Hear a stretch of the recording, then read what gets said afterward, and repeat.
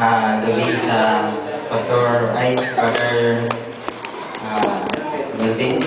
Magandang hapon, magandang gabi pala. So, maganda yung topic natin ngayon. Although, sususugan ko sana yung Revelation 10. Pero, sa ngayon ay, kung ang Espiritu ng Panginoon ay hindi manahan sa atin, hindi natin makikita yung Revelation. Amen? Kasi yan ang sinabi ni Cristo rito eh. Ang sabi niya, ang topic ko ay regards ito doon sa, may kabilang ito doon sa pinoproject natin sa radyo. Yung becoming one. The union of the Spirit of the Father and the Son. Ang iba kundi ang ating Panginoon Kristo. Ang sabi kasi niya sa John chapter 10, verse 30, ang sabi niya, I and my Father are one.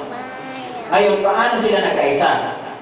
At saan nagsimula ang pagkakaisa ng Ama sa Anak?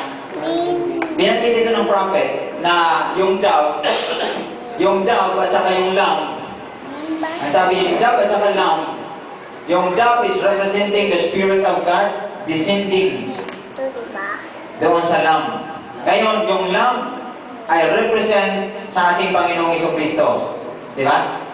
Ngayon, sa panahon ni John, hindi pa dumating ang ating Panginoong Kristo. Nung naglalakad siya papunta ng River of Jordan, sabi ni John, pero hindi niya kilala. Hindi niya kilala na siya pala yung Lamb of God. Sabi niya, behold, the Lamb of God that takes away the sin of the world. Itong Lamb pala, ito pala yung tatahanan ng Lamb. Diba?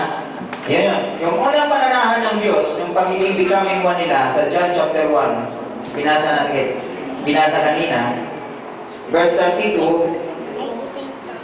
yung behold the Lamb of God, nandito sa verse 29. The next day, John said, Jesus coming unto him, and said, behold, the Lamb of God, which taketh away the sin of the world. Verse 32,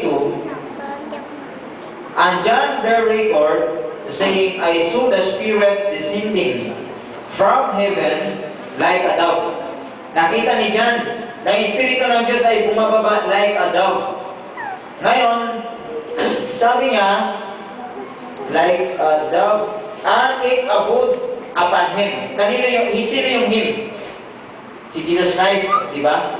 Siya yung Lamb. Yung Spirit descending like a dove, and abode. Yung word na abode, ano bang ibig sabihin ng abode? Manahan. Yan. Abode. Tumahan. Ibig sabihin, nag-dwell. Di ba? Yun ang simula ng becoming one. Become one. Na ang Espiritu ng Diyos ay mananahan sa anak. So, nung nabautismahan siya,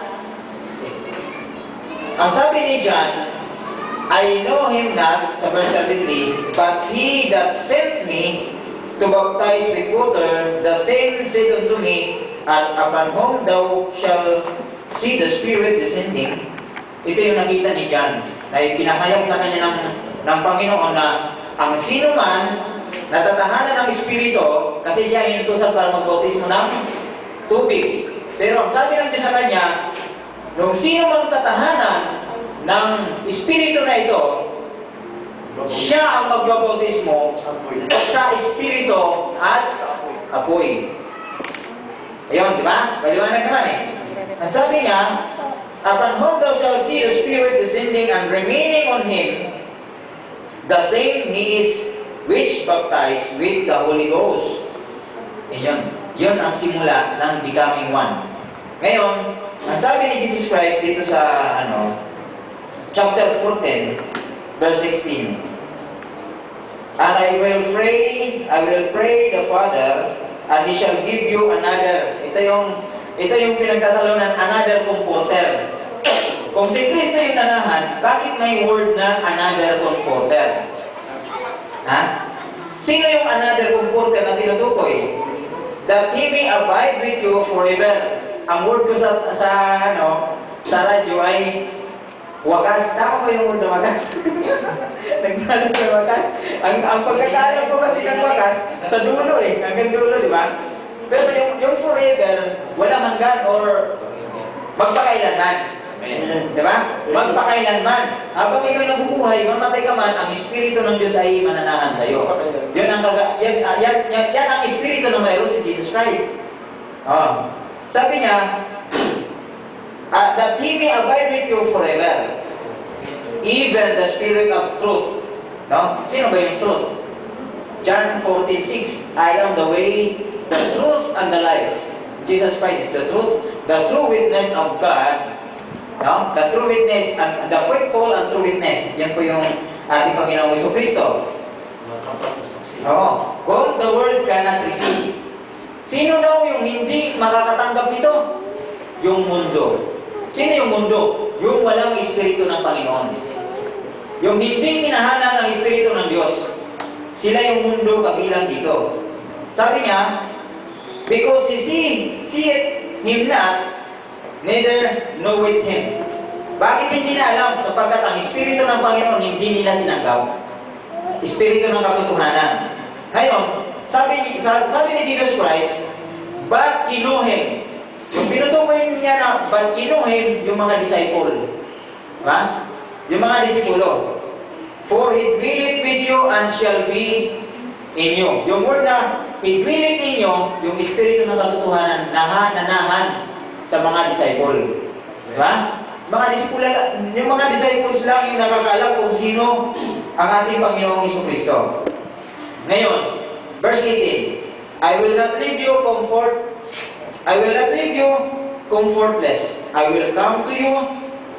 Sabi niya, I will not leave you comfortless. Ibig sabihin, sa panahon ng mga disciple, ang comforter nila, walang iba kundi ang Panginoong Jesucristo nung siya ay nasa laman. Amen? Ang comforter. Ibig sabihin, yung patnubay ng mga apostol, mga disipulo, ang patnubay nila ay si Kristo nung siya ay nasa laman. Pero ang sabi ni Kristo, hindi ko kayong iiwan. Ako ay paririyan sa inyo. Ngayon, sino yun? Anong form ang babalik? Yun ba ay in a flesh, in a physical form? No. Hindi yan. Babalik si Kristo in the form of the Spirit. In the form of the Holy Ghost.